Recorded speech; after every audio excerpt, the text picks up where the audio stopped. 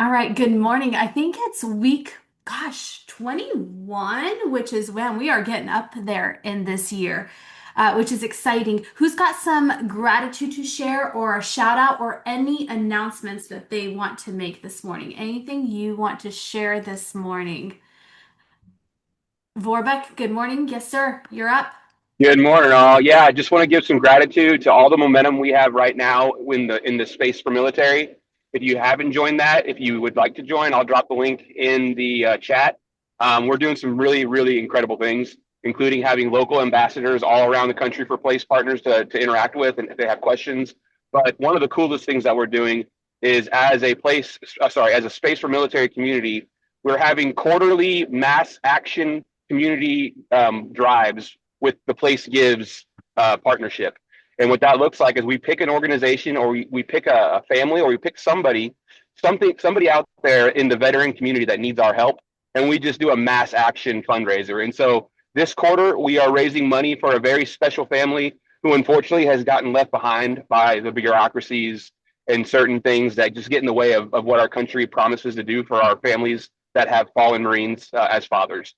And so we are raising money to buy them a house. It's going to be amazing. But one of the other things that I'm doing to hit the ground running on this thing, literally, is Memorial Day is Monday, and I am running a Olympic level triathlon in Austin on Monday to raise money for this cause.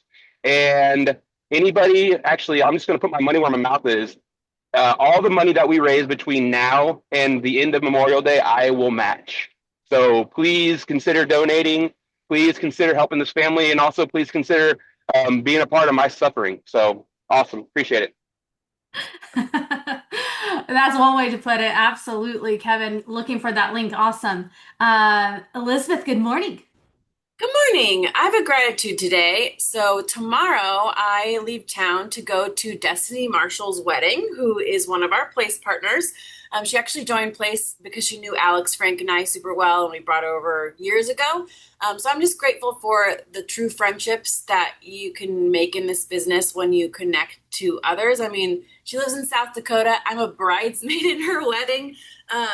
So it's just grateful for like the true friendships and connections that can be made when we all get to know each other.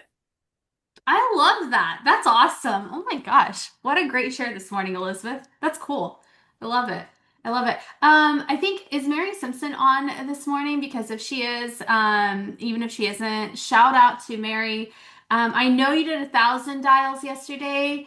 Did you do 2,000? I don't know where you ended up, but really, really awesome. Okay, 1,400 dials. Really, really great. Great job. Great job. Man, it's a speaking of put your money where your mouth is, like Mary definitely did that yesterday. Congrats. Great job, girl. Um, and set, I think, at least one appointment for a seller. So that is really cool to see. This morning, guys, got a really great gal on. I'm going to spotlight her just in case you don't know her yet. This is Heather McNamara. Heather, you've been back in Texas now for a little bit, right? Yep, back in Texas for 2 years now. Okay. Um, wait, okay, so Oh take man, us back like, can you hear me? yeah, My screen's frozen. I know. Let's see. Let's let it like catch up a little bit. Your screen good? My screen good? All Somebody give right. us a thumbs up or not so thumbs up. Yeah, Okay, it's all kind right. of good. Yeah, man, give me Zoom is good until it's not, right? Maybe it'll Right. catch up with us. But give us kind of like walk us back, like how did your career even start? How'd you end up out of Texas, in Texas? Walk us through that. Just because everybody doesn't know you. I feel like I've known you from social media forever. So catch us up. Yeah. And it's actually that is actually important kind of for the conversation that we'll have today. So I think to understand the things we're going to talk about today, it is important to know that background. And this is actually my 23rd year in real estate as a licensed real estate agent. I was in real estate for a couple years before that. So I basically spent half my life in the real estate business. And this is really the only like grown up job I've ever had was working in real estate. Um, and I have 4 kids, 13, 17, 21, 24. And the actually having 4 kids and the insanity that is around that, and you know that all too well, is really where this conversation kind of came from for me. But started out selling real estate in Nashville, Tennessee, long time ago, and I bought a Keller Williams franchise years ago with some other investors and launched one. That's when I started the leadership end of my career in real estate, and have spent the better portion of my career in leadership roles in some large cities: Nashville, Dallas, Santa Monica. Actually left KW for 7 years. I call it the blip. For you Marvel fans, you'll get that. I was gone for 7 years, and was a managing broker for Sotheby's International Realty in Scottsdale, Arizona, for a handful of years.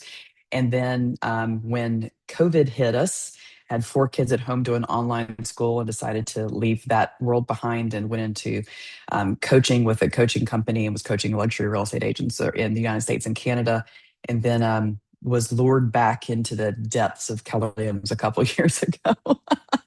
And here we are now. I was in the leadership world with KW Austin for a bit, and then now here with the Arant Real Estate Group as their director of sales and growth. Which, for And everyone happy not to be tracking here. on that, yeah, everyone not tracking on that, the Ronk group, they are part of Place. So you are now part of Place. You are in our world, which is really cool. I don't think I knew about Sotheby's. I don't think I knew about luxury coaching. So congrats. Those are awesome things that you got to do as well. Uh, Thanks. Yeah, I super fun. I was talking to Heather and I was like, "What's your passion? Like, what's something you want to talk about?" And what you said something that doesn't sound sexy on a paper, on a resume. Like, what are we going to talk about today, Heather? Oh man, you're right. It doesn't sound sexy at all, but it's life changing. And that's just time blocking and strategy around how you spend your moments of your day. So I will tell you that you probably, because Adelina, you've been around KW for a long time. Some of you OG KWers will remember back in the day when we used the recruit select hiring process, and we used, we still use a lot of behavioral profiling and that kind of thing, but the AVA was important for us. And in the AVA or the disc or whatever you have it, I always tested as a very high driver, and which meant I was definitely a high achiever. I was running a top 20 KW offices and profit and growth and all those different things. And that high D or high vector one personality, or whatever you want to call it, meant that I got lots of stuff done, and I got it done really well and did a lot of cool things. What you didn't know was that on the back end of it, I was a chaotic mess. And I always had to have an assistant to follow me around and basically clean up after me for years and years and years. And when I started my real estate career, my older daughters, who are 21 and 24 now, were toddlers. And it really wasn't until probably I had my son, who is about to be a senior in high school, that I started to realize that maybe something wasn't working for me, because I was exhausted all the time. It looked like I was achieving a lot, but I barely slept. And I kind of started to hate my life a little bit, to be honest with you. And it makes me think of the concept within KW that we talk about a lot, the E to P. As we're naturally in this business, we're all in this business because we want to build something for ourselves and stop building massive amounts of wealth for everybody else in the world as an employee. But to be an entrepreneur, and we do things that are natural to us for a while, but then eventually we hit that ceiling of achievement. And I knew from coaching other real estate agents for years that I was hitting my own ceiling of achievement. And I knew that to take it from entrepreneurial to purposeful, to really do something important, that I needed to hire a coach. And I'd had leadership coaches and business coaches for years and years, but I knew I needed someone to help me with my life. So I brought a coach into my world that taught me some concepts that were really, really life changing for me. And that's really what I'd like to be able to share with you guys today. And my screen is so glitchy. Is it still glitchy for you guys? You look Oh, you're great. muted.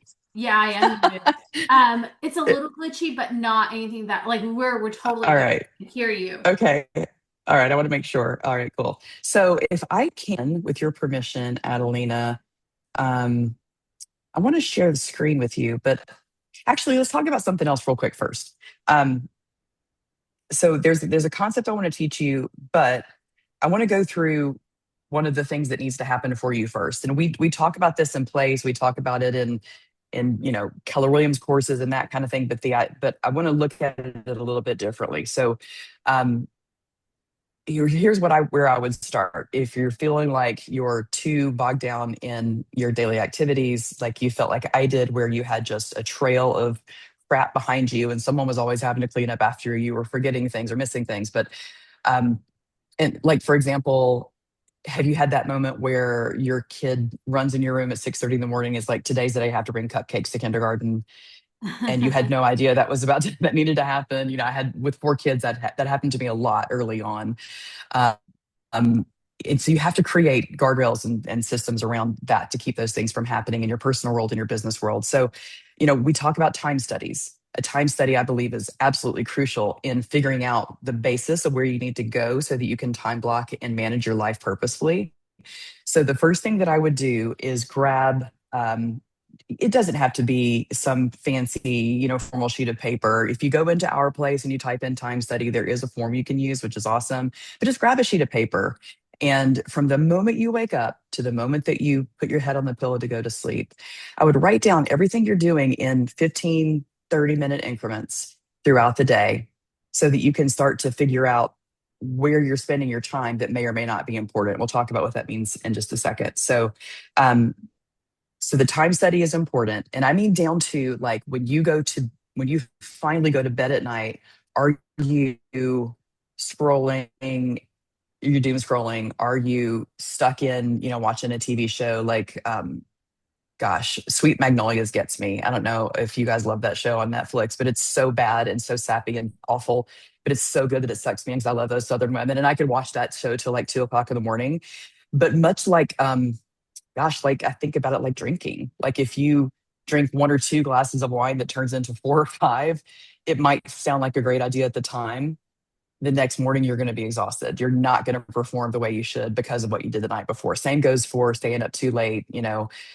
Are you purposeful about making sure that you have, a glass of water next to your bed when you go to sleep at night so that when you wake up in the morning, the first thing you do is rehydrate your body? All these kinds of little things. So I would go through, do a time study, and do write down what you're doing every 15 minutes in increments for the entire day. And so here's where it gets fun. So I want to share with you, if that's all right. Let me find the right screen here. Here we go. If you have the ability to take out a sheet of paper, grab a sheet of paper, and what you're going to do is draw. If my screen catches up.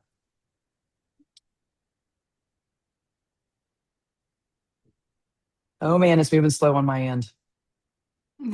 Draw this bullseye. Can you see that?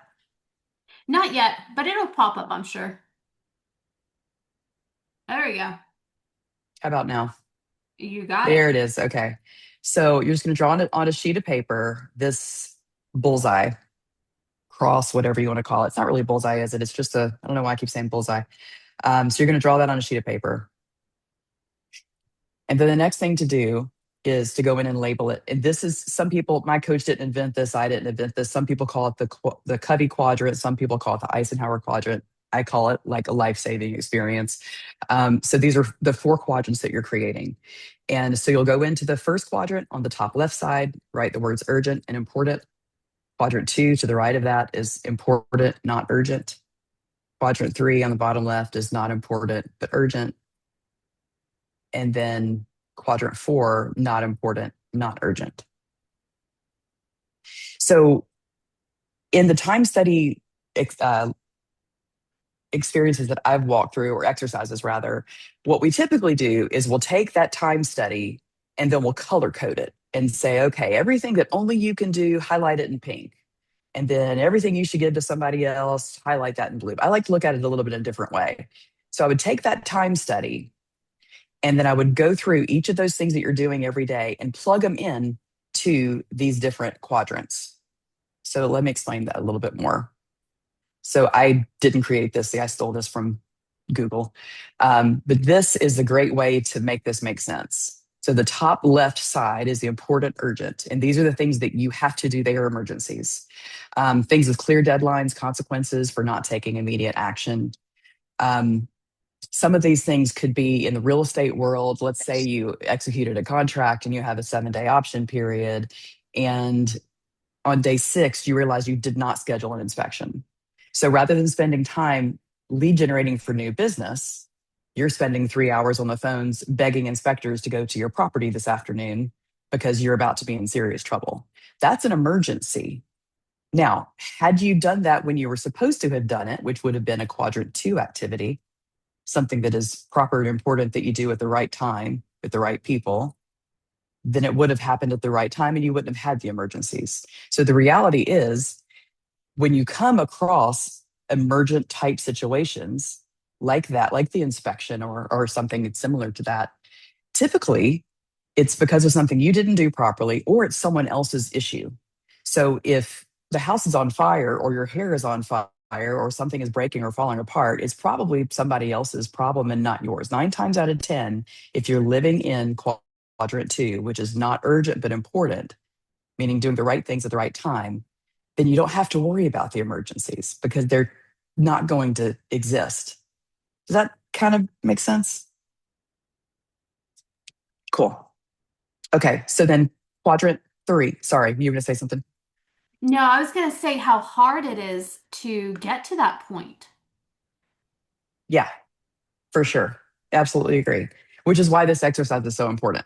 So, quadrant 3, bottom left, not important, delegate it. These are things that not necessarily are things you have to do, but they are things that need to be done. And you know what's really cool about quadrant 3 right now for us is that we have these little guys that we can bring in to be assistants for us called AI agents that you can create to go in and do some of these tasks for you. So there are a lot of things that you may find that are not important but urgent that you don't have to do anymore at all because of the beauty of AI, which I can't say that I use super effectively, but I'm working on it. And then quadrant 4 would be not important, not urgent. And those are, it says it perfectly right here, distractions that can make you feel worse afterward can be okay, but only in moderation. Examples, social media, watching TV, video games, eating junk food. So the idea would be to take your list of activities and the ways you've been tracking your time for a couple days and plug those items into the appropriate box in this quadrant. And it's interesting to see where it, and I have to ask you guys, if you were to do this activity today, where do you feel like the bulk of your activities and your tasks would fall? You don't have to answer it out loud, but I think we all know that we tend to probably spend a lot of time in quadrants 1, 3, and 4. When the reality is quadrant 2 is where we should live. And it makes me think about, years ago, and my team has heard me say this a million times, but Gary said a long time ago from the stage that the millionaire real estate agent has 3 jobs: to lead generate for new business, go on appointments, and negotiate contracts. And all 3 of those things live in quadrant 2. So with the knowledge of all these things, do you feel like this is something that you could use to redirect your day? Because what you do from this point is, if you've got things in quadrant 1 that are emergency issues that maybe they were your cause, or maybe they were someone else's cause, how do you eliminate that? How do you course correct so that you don't have to deal with those things again going forward? And then for quadrant 3, where are the places that you can find leverage? And the beautiful thing about us all being here with Place is that Place and our teams has created beautiful leverage for us. But a lot of times we tend to jump back into things that we maybe should not. I think about, for our team, we have a concierge division that's highly effective. And one of the, we know that there are 2 things that sell a home, right? Price and condition. I can deal with the price part, but the condition part, I have someone on the team that manages that part for me. So if I were to go stand over Joanne's desk and watch her go through 140 photos to choose the perfect 25, would that be a good use of my time? No, of course not. Now, it's the perfect use of her time because she's great at it and she's much better at it than I am. So I need to remember to use that piece of leverage that we have in our teams and not dive back into the things that we tend to want to feel like are important for us to do, but they're really not. Leave it to people that have the skill set to do those things. And then, of course, number four, not important, not urgent, things that we should probably just get rid of. Um, Lots of late night TV, eating food that's not good for us, doing things that don't serve us long term. So then at that point, I would go back into looking at all these different activities and items that we're doing, see where we can make some course corrections, and then pop back into quadrant two and go back to what are my goals, what are the things that are important to me, and how can I recreate my day. Go back to the idea of a time study, but now you have the opportunity to recreate your day so that you're spending time the things that are actually going to be revenue producing for you, build your business, and move you forward in your life. And of course, we all know that story of the big rocks in the jar, where you have to put the things that are most important in your schedule first, because they tend to, the space for those things tend to disappear when we fill it up with a lot of other things. So going back to what are the things that are most important? Lead generating for new business, going on appointments, negotiating contracts. Right now we're in this huge production contest we're in what are we, week 3? We're a third of the way through this thing we were saying yesterday. Yeah. So those are some really important things. And, it makes me think of the idea of, a Misogi challenge, which is what we're doing right now. This is a Misogi challenge. It's the idea of something that we're doing for a short period of time that might feel a little bit painful. It's not going to hurt you. It's not going to cause you any physical harm. Although the people that are doing the 2,000 door knocks, that might cause some physical harm. I'm not sure. But the idea of doing something that is so significant that it creates a ripple effect of change that can change the course of the rest of your business, the rest of the year, and that can roll into next year and beyond. So this production contest is simply a Misogi challenge that is something that can dramatically change the last half of year as far as your business goes. You won't be able to accomplish it if you're stuck in quadrants 1, 3, 4.